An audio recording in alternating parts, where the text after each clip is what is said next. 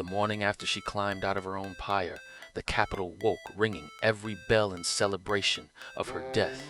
The heretic was purified, the empire was safe, and none of them felt the saint of ash already walking their streets. On every corner, criers sell her death as a victory. The heretic is purified, the empire is safe. She stands at the edge of the crowd and learns how cheaply 20 years of healing were rewritten overnight.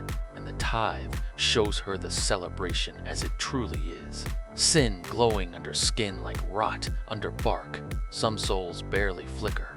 Some are furnaces. She does not yet know what the difference means. Today, she finds out. She shelters in a derelict chapel the church defunded years ago. A power with no doctrine kills its wielder, and she was the finest scholar of holy law alive. So she does what saints do with a new scripture. She tests it. First test, a market merchant who waters his widow's flower, a shallow ember of greed. She whispers from her hood. His hand opens against his will. A single coin falls to a beggar. Then her grip slides off. Shallow rot, shallow reach. Second test. A beggar child with nothing to confess. She reaches, and there is nothing to hold. No handle, no purchase. The power slides off the girl like rain off glass. The pure are not hard to touch. They are impossible. Understand what that means to her. The thing she has become can only ever be a monster to the guilty. The innocent are locked away from her hands forever, safe and unreachable. She feels relief. Then she feels the grief underneath it, behind the severed light. Aurelis feels every test like a needle. Her vessel, the purest hand she ever filled, learning the forbidden grammar word by word. The goddess cannot stop it. She cannot even say she is sorry. Nudges and locked doors. To learn the law between them, she needs a deep sinner. She can study safely. She already owns one. The Ashwatch guard whose night she stole, walking the city right now with an hour missing from his life. Binding him is effortless. She does not track footprints. She tracks rot. His guilt burns through 2 streets of stone like a lamp behind paper, and the dead woman follows her executioner's guard home through the afternoon crowds. His sins read like a ledger she did not have to open. Bribes by the dozen. Prisoners beaten for sport. Coin taken to look away on the night a man died in his cell. Handle after handle after handle. He cuts through a back alley at dusk, as guilty men habitually do. And now you are caught up with the cold open. The dead saint steps out of the shadows behind him and says his name softly, like an old friend. He recognizes her face from the stake and opens his mouth to scream. She says one word, "Stop." The scream dies in his throat.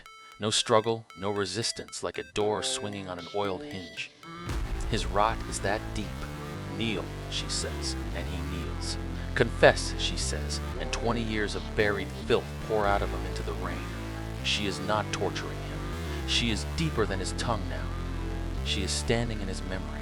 Here is the tide's first law, written in a kneeling man's confession. Her grip is exactly as deep as the sinner's rot. The shallow she can nudge, the rotten she can wear like a glove. The pure she cannot touch at all, so she uses the depth she has. Watch rotations. Which doors the cathedral guards leave soft, which sergeants take coin and from whom. She empties his rotten memory the way he once emptied the poor box, methodically. And in his memory she finds a problem with her own name on it. The church examiners have flagged his report. An Ashwatch guard with a missing hour, the night the heretic burned. He is summoned for questioning tomorrow. Understand the stakes. If a vault-counting church pulls that blank hour apart, the trail ends at an empty pyre. Her resurrection survives exactly as long as no one looks. The loose end she left in the ash has grown teeth. She could erase the problem a simple way. Drain him to a husk and let the gutter keep him. Instead she takes only a tithe, and the stolen life floods up her arm like dark wine, stronger than yesterday, easier than yesterday.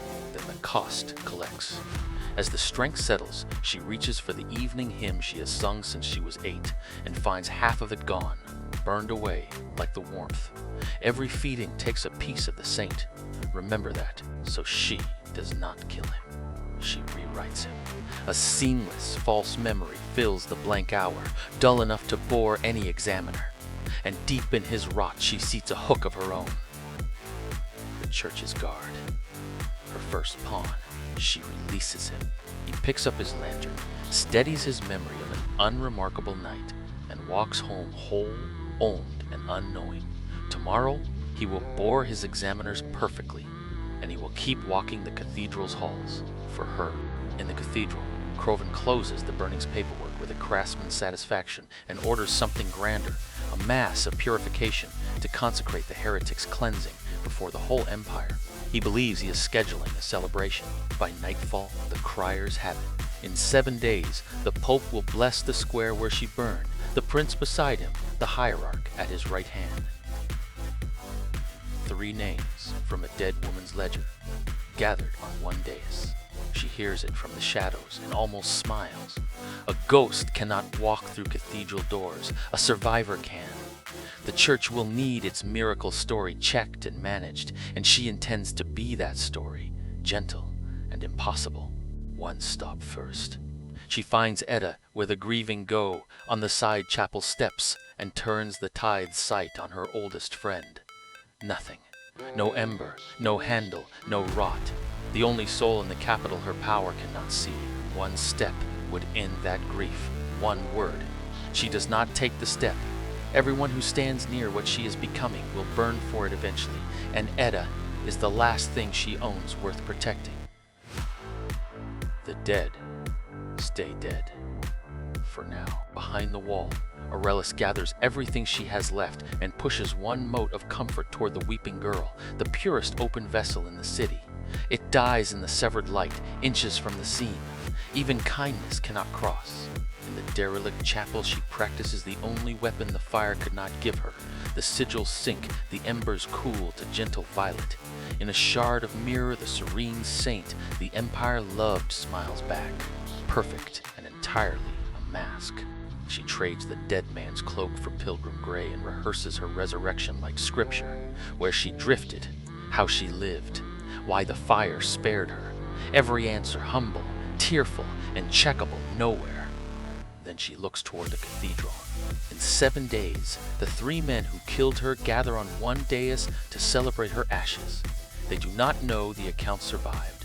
Next time, a gentle, impossible survivor walks back through the cathedral doors, and the ledger opens its first page.